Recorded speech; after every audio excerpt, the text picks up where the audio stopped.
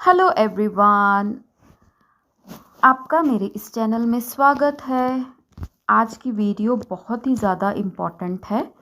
मुझे उम्मीद है आपने पहली 2 क्लासेस भी ज़रूर ली होंगी। आज हम तीरा यानी कि शोल्डर के बारे में बात करेंगे। तीरा कितने प्रकार का होता है?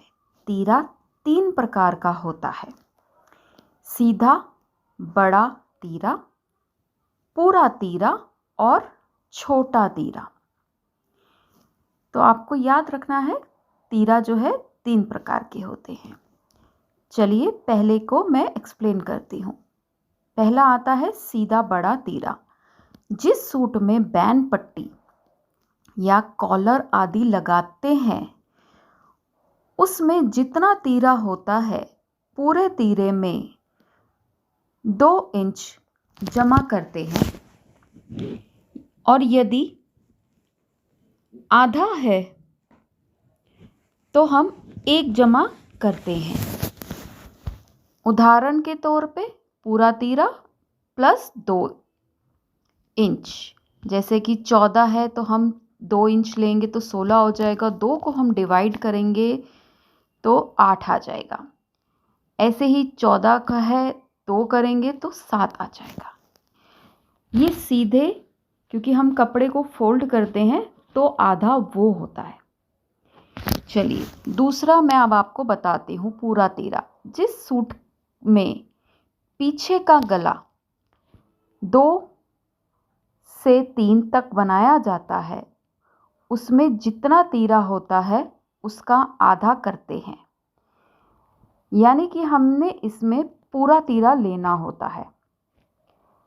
उदाहरण के तौर पे 14 डिवाइडेड बाय 2 7 हुआ, और 1 मार्जिन 1 इंच मार्जिन, क्योंकि दोनों साइड आधा इंच डलेगा तो वो अपनी जगह ले लेगा, तो 14 तीरा आपका अपने आप आ जाएगा।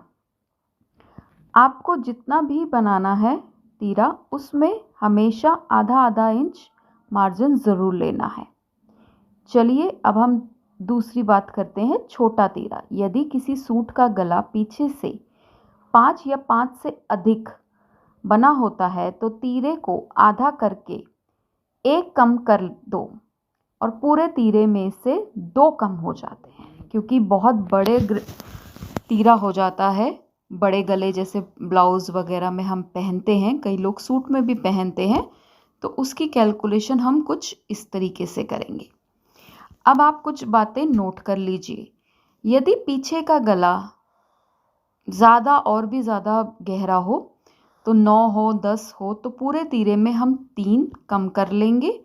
जैसे 14 माइनस 3 11 आया। 11 को हम 2 से डिवाइड करेंगे तो 5.5 इंच आ जाएगा।